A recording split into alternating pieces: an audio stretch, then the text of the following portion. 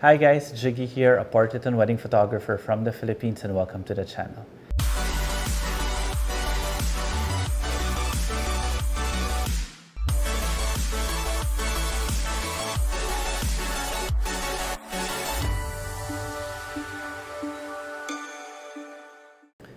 So in this episode, I will be doing a photo critique, but I want to put in a disclaimer. The fact that I am doing this, that I'm critiquing their photos, doesn't necessarily mean that I am correct. This is personally just my opinion about their photos. And I've always believed, if you've listened to some of my videos before, that the best critique will always be yourself. Like I've always started every workshop that I've done, that no one has the right to tell you that your photograph is ugly. The only person that can say that is yourself. So you should be your harshest critic, but I am here to be able to give some insights from somebody else's or another photographer's insights in terms of your work. Okay, so let's start. I won't be mentioning this entire portfolio actually came just from one person. It's a series of photos he took in 1 or 2 weddings, I think. And I don't want to mention names because, of course, we want to keep it as anonymous as possible. And if you guys want your photos critiqued, also send me a message via my Instagram. It's at Jiggie Alejandrino. Send me a link to your portfolio and maybe we could do another episode with one of your photos or with a bunch of your photos. Okay, so let's start. So I've gone through this entire portfolio, and there is one thing that's blatantly something that's not of my taste. I do believe that the way it was edited, I think the sharpness was a little bit too much, or maybe the tonal curve, and it just exaggerated all the imperfections of the skin.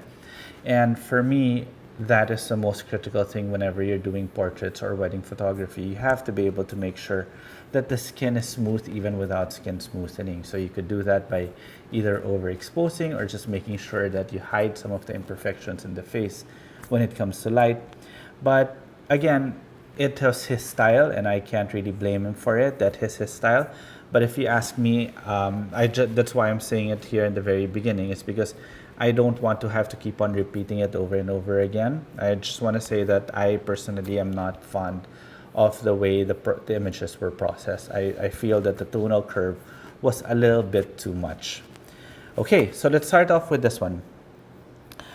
All right, so my initial thought here is that every time you're taking a photograph, it has to have a purpose. Every pose, every type of light that you put in, every situation that you put in your subject to be, in this case, this is the bride, it has to have a purpose. First thing that I noticed with this one is here. This one, I don't understand why you would put the hand here. I don't see the point on why he would do that or he would post that. If you're gonna put the hand here, maybe she could be putting her head down, maybe thinking, closing her eyes, but not smiling like this. It's like she's just looking and holding onto her neck as if her neck was painful. So I don't see the point in that. So very, very important. I think the light is okay, maybe a little bit overexposed here on the highlights, but overall this is okay. But the hand here is very, very distracting. And I would have moved your camera angle a little bit more to the right just to minimize the highlights of her face. Take out this part here, which is actually, that doesn't serve any purpose. You could put in more of the curtains. Moved her towards her left, put her more in center, just so that you could frame her properly, because this one doesn't work for me. And lastly, you have to be careful about this here. I know she might be on the heavier side, but we don't want to be showing this. I'm sure if she saw this, she'll be saying, "Wow, I'm so fat," and all those things, when you could have easily hidden it by closing the robe or something like that. Okay? So, all right, next photo.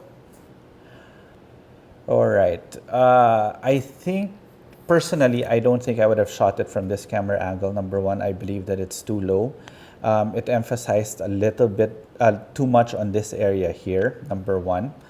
The light is okay, but I always believe that you're wasting so much light every time you're shooting towards a window. But you know, it's been a trend nowadays that everybody just shoots shoots towards the window. So maybe what you could have done was up the exposure a little bit, made this more high key. I think the exposure here was a little bit in between It wasn't high key, nor was it dramatic. Another thing is, again, composition. She could have easily moved one step forward. She would have been perfectly in center of these two frames, which would have helped a lot. I would have taken out this lamp here, maybe cropped it somewhere here so that she's just framed by the curtains. Or if this is the case, I might have closed the curtains and covered this frame here, close this curtain, cover this frame here, put her right at center, and you remove a lot of distractions and you focus a lot on her. Oh, and another thing, you could have cloned this one out here. Very distracting. Again, when you're shooting with curtains, make sure that you fix the curtains properly, because these are the things that you can't fix in post. All right, so next photo. Okay, so this is what I meant about my issue about, I'm sorry, I said I wasn't going to talk about the tonal curve, but I believe this is over sharpened. Look at the way the midtones are just popping, the contrast. It just destroys for me the whole image. Look at how his skin looks like. I don't think it's very, very flattering. This is a good image that personally I feel was destroyed because of post-production. I remember I was telling you guys earlier that an image should have a point, a purpose. And the reason why I like this pose is because he's looking at his watch. It's like telling the viewers, okay, it's time for me to get married. Though, my only concern with this one though is the fingers. I don't think it's very natural for his fingers to be like that. I would have asked him to use his point finger, put it inside his coat sleeve, pulled it, and then looked at his watch so that it's properly fixed and it looks very masculine. It looks more masculine. And I understand that he tried to get the focus on the watch, but when I look at it, I think he missed focus and got his hair.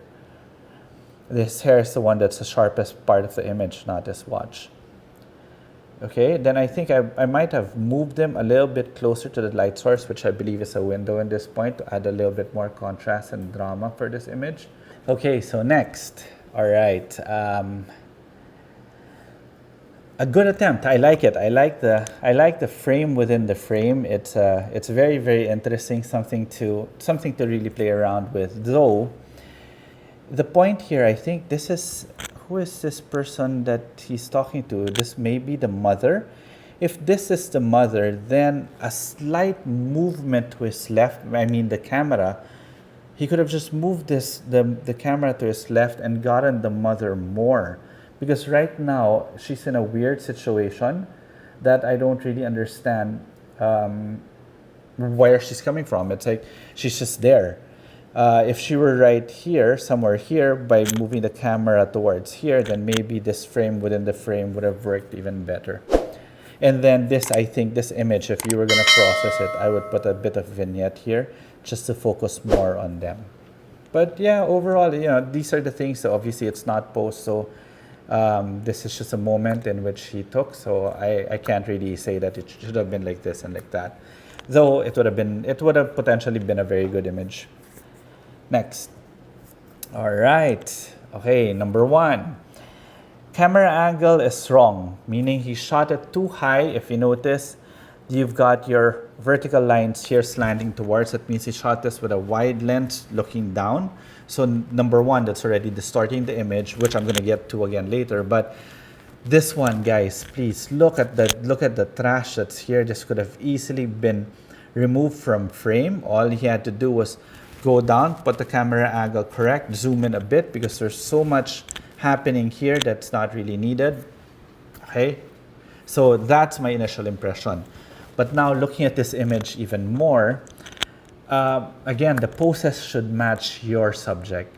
If she's already on the heavy set, I wouldn't have made her sit down, because the moment that you sit down, you're going to show more of the things that she wouldn't want to show. In this case, she'd show this part here. And if she were standing up, it'll be easier to hide. Number 2, by shooting from above, going there, it focused this one more and made her look smaller and bigger. With this type of situation, I really would have loved to just shoot it straight on. And I would have taken out the veil. because it's just distracting. It doesn't really work for this image. Yeah.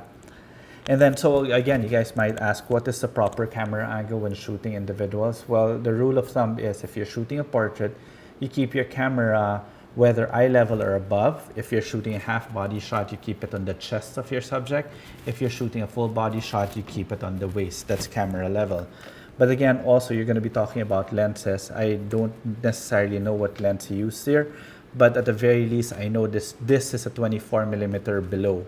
Might even have been a 16 millimeter to cost this, but the distortion is not too much. So I think this might be a 24 or a 35. Yeah, maybe a 35. But the thing is, his camera angle was wrong. That's why you could see it here, though it can be fixed in post-production. But again, it's always best to get it right in camera. All right, next. Okay, first kiss. I did a video with regards to my wedding photography that I said that the first kiss is very, very difficult to get because it is just the moment. Meaning, it's not difficult to get, but it's very difficult to get artistically. That's why I have a tendency to reshoot the first kiss afterwards. If you guys want to see that video, I'm going to put a link below in this video. But with this one, again, I believe that he shot it a bit too low. He also has to he also has to take care of the things that are behind the subjects. And I think he lit this. He popped the flash on this one, which made it even look flatter. Because if you're gonna pop flash, make sure it's directional. And then I would have moved to the right or to the left, and I would have shot this low. And plus, look at this one, he cropped the hands. He would have shot tighter, taken away the crucifix in the back out of frame, because it is a bit distracting. Or maybe he could have moved to the left, kept the crucifix in the middle, shot a bit lower if he wanted to do that, just to bring the crucifix out, and put the crucifix in between them. So that might have worked even better. Or he could have just easily reshot this afterwards. As I was saying, the first kiss can always just be reshot. All right, next. Nothing to say much about this image because I believe that he was probably shooting, I'm getting in the mindset of the photographer here, but he was probably shooting while the videographer was shooting. The videographer was probably saying, okay guys, dance, play around and do this, and he was probably just shooting. Or maybe he was a second photographer for this one and he was off angle and just shooting the scene. And it shows primarily because of the fact I can see it in the expression of the guy here. If you were the primary photographer and if you had control of what was happening, you will not shoot them in this awkward moment. Okay? Unless you're shooting which I don't recommend at all. Plus, if you have time to compose, you wouldn't have cropped the fingers this way. Okay?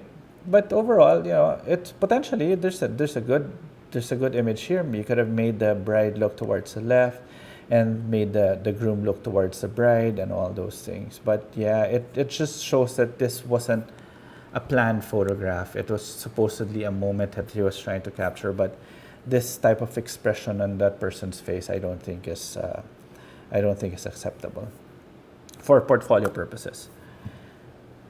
All right, okay. This one is obviously a post scene. We do this a lot in the Philippines where we put the entourage there and we tell the couple to kiss and everybody just raises their hand and starts cheering.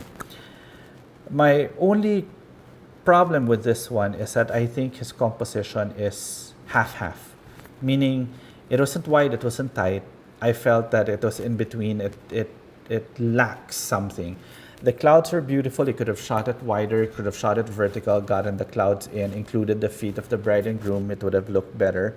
Or he could have shot tighter and removed some of the entourage members. Though, to begin with, if this was a post image, I wouldn't have posted them this way. I wouldn't have made them do a U right behind them. I would have integrated the couple within the entourage, meaning if they were going to cheer, they should have been cheering from all angles, not just from a U shape in the back. It just looks weird. Okay, next. Okay, so this is a couple portrait. All right, I see what he's trying to do here. Number one, this is a door. You should have closed it. Number one. Number two, your light spill, Look at this area here, spilled. The light was coming from this direction from the left side. And I don't think he was able to control his light too much because of the spill that you can see here. So it lacked the focus by light. And the composition, I think he did it this way because of the leading lines going here, and to try and bring in the sky. Here's the thing. I know there's this, I love doing it. I love shooting wide because there's a sense of emotion coming from an ultra wide shot, and you've got everything focused just on their subject. But it doesn't necessarily mean that you have to do it all the time. In this case, trying to bring in the clouds, that doesn't really give anything, nor give any emotion. It actually adds to the gloominess of the scene. I would have completely taken that out. Number two, the couple's pose, they were not at center of the aisle. There's too much space on the right side. I would have moved them back and put them in center there. Maybe if I was gonna shoot this one, no, I don't think I would have composed this way. Maybe I would have gotten this and played around with that. Plus the hand here doesn't really work. Notice the hands are closed. It doesn't give any passion. When have you ever held onto your loved one this way?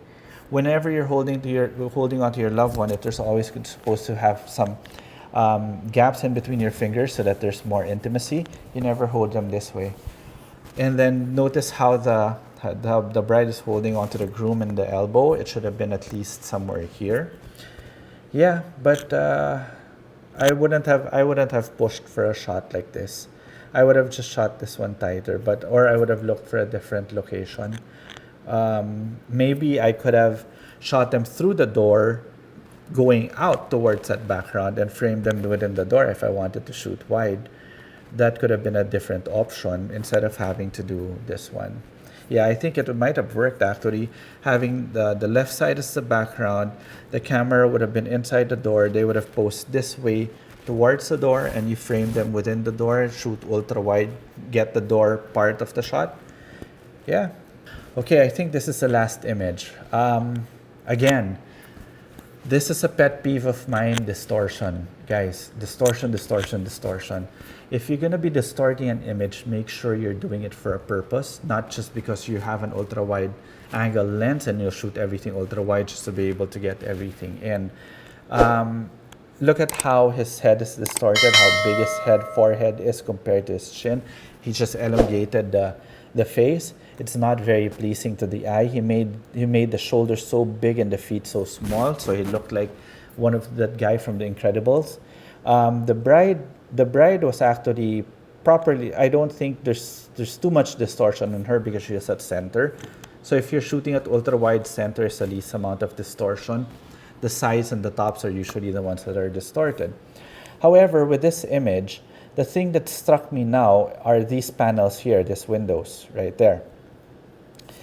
And looking at the way the staircase was built, it's possible that he could have just moved towards the right and included the back part, as part of the scene and shot it wider and made them look smaller, and not have his light coming in from the right side, because it's very unnatural coming here from the right side. I would have put the light on the top of the stairs, given a nice shadow going down the stairs, shot it from the right side, included all these things, and might have really created a dynamic image. Okay, so that's it. I hope you guys enjoyed it. Very, very short photo critique. And if you guys want to have your photos critiqued also, feel free to send me a DM. Well, before that, you have to follow me on Instagram. It's at Jiggie Alejandrino. Then send me a DM and I'll look at your portfolio and see maybe I could do another video just like this. And guys, if you like it, please do let me know and post your comments below. And if you don't like it, also tell me why. I actually try to reply to everything. Okay, so I'll end it with this. I really do believe that getting good criticism or good constructive criticism or another person's point of view is always good. But again, it all boils down on you. Meaning, personally, I am my harshest critic. I always look at my images and say, maybe I could have done this and I could have done that, for constant improvement every time. I'm my own worst critic. So yeah, so I hope you guys enjoy this. Until the next video.